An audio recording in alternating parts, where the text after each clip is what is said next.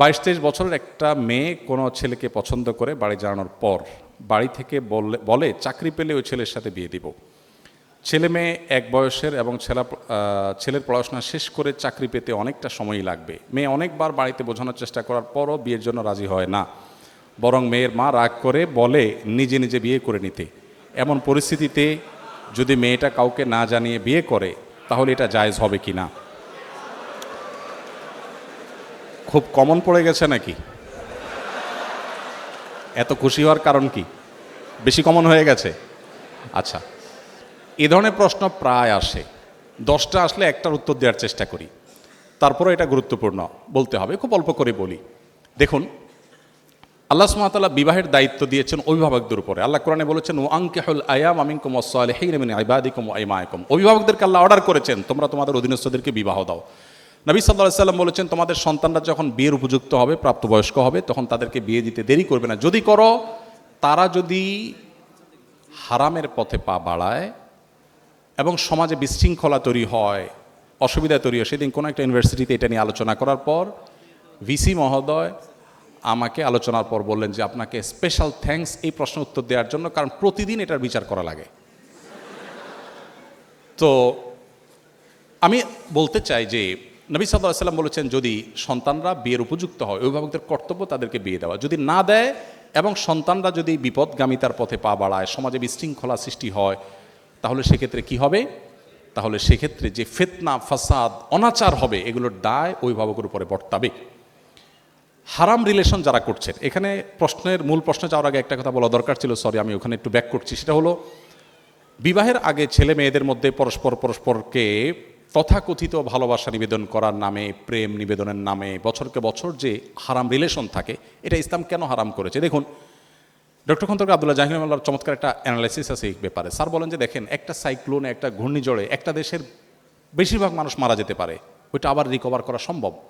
কিন্তু কোনো জাতির মধ্যে যদি একবার এই টেন্ডেন্সি আছে যে আমরা সন্তান গ্রহণ করব না, বৈবাহিক জীবন যাপন করব না, সাংসারিক জীবন যাপন করব না, এই প্রবণতা যদি কোনো জাতির মধ্যে একবার আসে, তখন মানব সভ্যতার অস্তিত্বই হুমকির মধ্যে পড়বে। কিভাবে?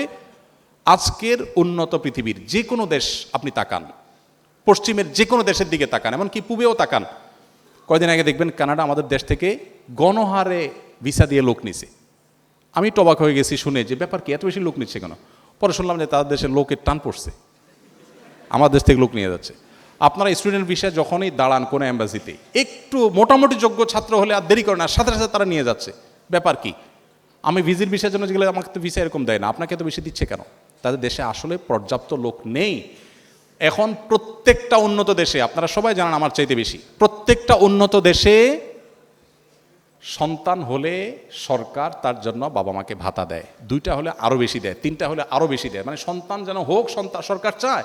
কিন্তু বাস্তবতা হলো তাদের দেশে এমনভাবে জেনারেশন গ্যাপ তৈরি হচ্ছে যে দেশ চালাবার মতো পর্যাপ্ত মানুষের নেই। ওই যে বিবাহকে তারা ডিনাই করেছে, বিবাহ বহির্ভূত সম্পর্ককে অ্যাপ্রিসিয়েট করেছে, তার পরিণতি তারা ভোগ করছে, আরও হয়তো চরম পরিণতি অপেক্ষা করছে। তো এই জন্য বিবাহ বহির্ভূত সম্পর্ক হালাল নয়, এখান থেকে বেরিয়ে আসতে হবে। অভিভাবকরা যদি বিবাহ না দেন তারা গুনাহগার হবেন।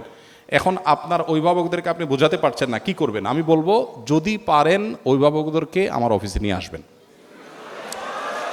যদি আপনি আনতে পারেন, আমি ইনশাআল্লাহ চাচা চাচিকে বোঝানোর চেষ্টা করব ইনশাআল্লাহ। আমি পল্টন একটা হোটেলে গিয়েছি একটা প্রোগ্রামে, তো এক যুবক তার বাবাকে হাত ধরে নিয়ে আসছে আমার কাছে, এসে বলছে, হুজুর এই আমার বাপ অনেক বলছে বিয়ে দেয় না, একটু বলেন। আমি একটু লজ্জায় পড়ে গেলাম যে কত বেহায়া ছেলে, এভাবে মুখের উপরে বলে নাকি মানুষ?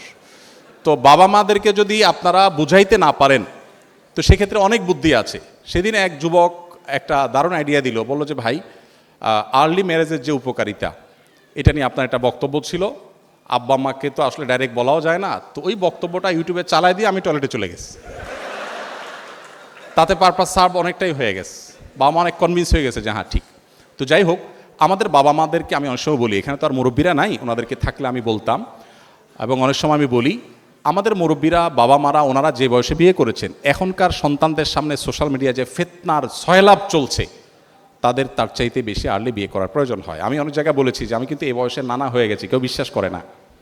আমি এখন এই বয়সে নানা হয়ে গেছি, ইনশাল্লাহ দাদা হতে যাচ্ছি আল্লাহ চাহেন। তো তো আর্লি ম্যারেজের যে কত উপকারিতা আছে সেটা অনেক লম্বা টপিকের বিষয়, শুধু এটুকু বলবো যে বাবা মাকে কনভিন্স করে বিয়ে করবেন, এটা তাদের কনভিন্স করে করাটা আপনার দায়িত্ব।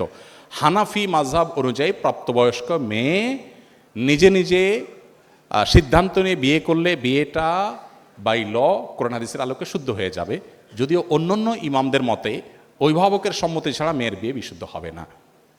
তো এই জায়গাটাতে আমি বলবো বোনদেরকে, ভাইদেরকে, যে বাবা মাকে কনভিন্স করার চেষ্টা করুন, নানাভাবে কনভিন্স করার চেষ্টা করুন, এটা সিরিয়াস ইস্যু, এবং তাদেরকে জানিয়ে বিয়ে করা ভালো। অনেকে বলে হুজুর পালিয়ে বিয়ে করা যাবে কিনা, আমি বিয়ে তো চুরি না, পালাতে হবে কেন? কনভিন্স করে অভিভাবকদেরকে বুঝিয়ে তারপরে করেন। এই চ্যালেঞ্জগুলো ওভারকাম করতে হবে। আপনি যুবক মানুষ, বিশ্বজয় করবেন কিভাবে শুধু বিয়ে যদি করতে না পারেন বাপ মাকে বুঝিয়ে? বিয়ে করার ব্যাপারে বাপ মাকে যদি ভালো করে বোঝাতে না পারেন, আপনি দুনিয়া জয় করবেন কোত্থেকে? এই ছোট কাজটা যদি না পারেন চ্যালেঞ্জ নিতে হবে, কিন্তু তাদেরকে বোঝানোর চেষ্টা করতে হবে। আর কত বুদ্ধি দেবো, একটা ছোট টিপস দিয়ে শেষ করি। এলাকার ইমাম সাহেব হুজুরের সাথে বাইল করবেন, হুজুরে ভালো করে চা নাস্তা খাওয়ায় বলবেন হুজুর আমার আব্বাকে একটু এই বিষয়টা ভালো করে বুঝান, দেখবেন হুজুর ইনশাআল্লাহ কনভিন্স করে ফেলেছে।